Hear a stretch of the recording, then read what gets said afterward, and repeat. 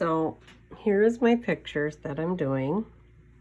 And what I usually suggest you do is try to just pick 3 main colors to start out with. If you're new to drawing with colored pencils, there's so many options. The color pencils are endless. So if you're new, you're probably just going to want to start out with just a few colors.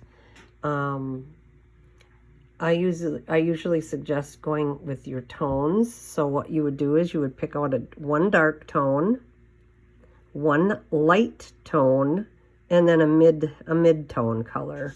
So you can see here the bear has got some really dark colors. Let me get it in the light more.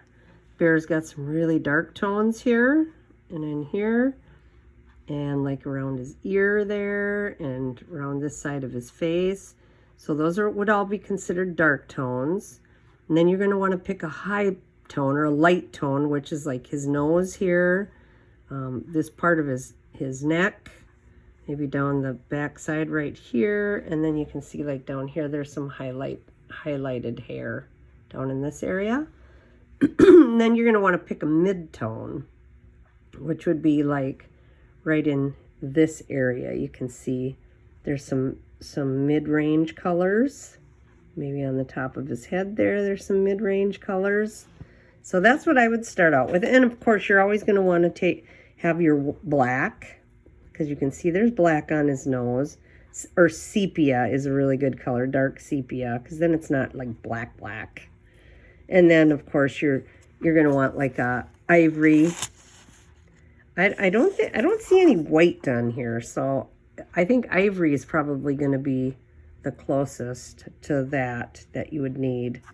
So what I'm going to do is I'm going to start with my Faber-Castell colors, and I'm going to pick out the 3 main colors.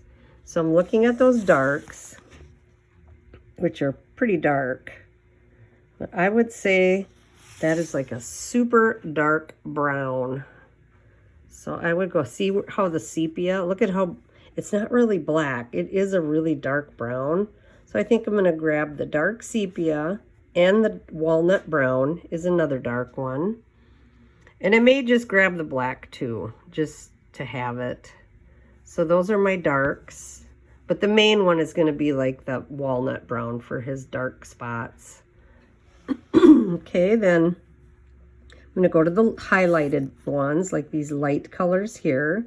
So if you want to look at those colors, then you're just going to kind of fan over here and see if you can't find that color somewhere in here. There's got to be, well, right, boy, that Bistry and Cinnamon are really close.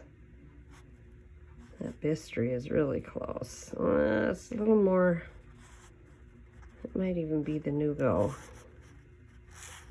Yeah, somewhere around there. But you know, if you look at it, you can see there's just a hint of pinks in there too.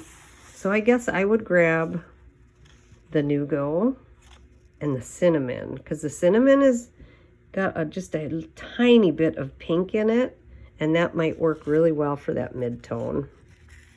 And then you've got your highlighted tones here. Well, actually, that was the highlighted tones. Yeah. So now we got to pick some mid-tones. I think that would be, well, we might even want to grab some of the grays. The warm grays would probably work really good in there too, because the warm grays are kind of on the brown side.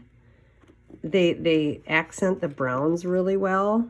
So I would probably grab a couple of those. And then the ivory up here. That one there would be really good to, because if you put some of these like brown colors in, you can always go over the top of them with that ivory to lighten them up a little bit. And that'll give you the different tones. So let's say you put some of that Bistry down and it's too dark, you can always lighten it up by just going over the top of it lightly with your ivory, or even one of the warm grays, like the warm gray 1 or warm gray 2, and that will lighten it up as well.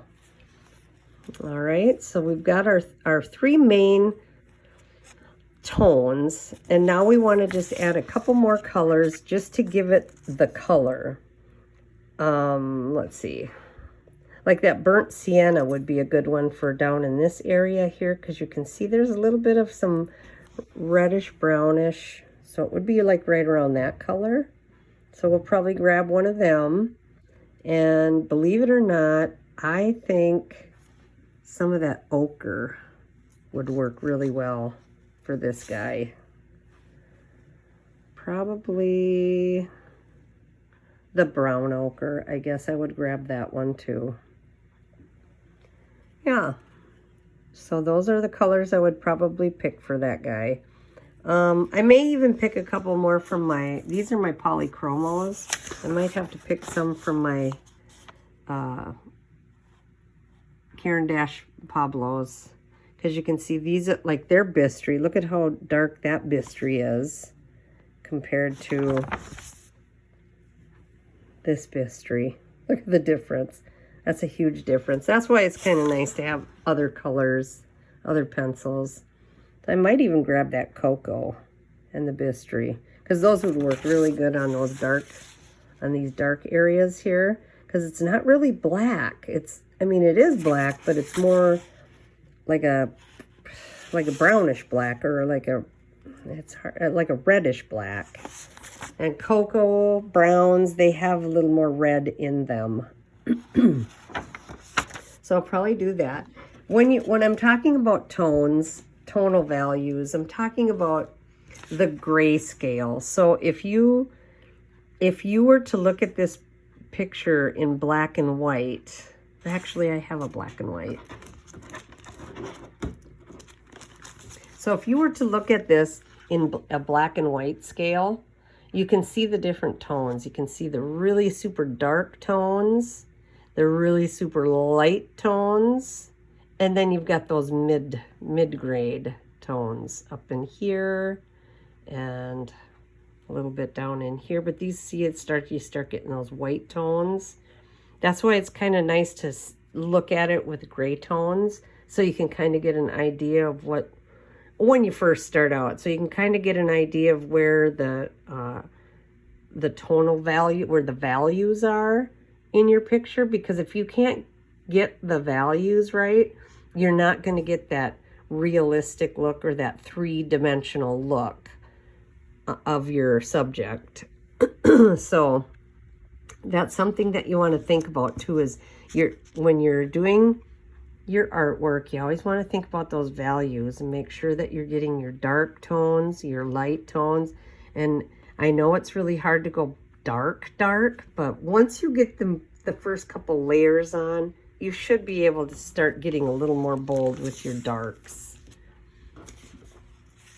All right, so those are the colors I'm probably going to use for the bear. I'm not going to get into the background today. I think I just want to concentrate on the bear for you. I'm going to do the background, but that's just not the subject for this particular thing. I just want to kind of concentrate on the bear so that you can get an idea how that fur works. All right, bye.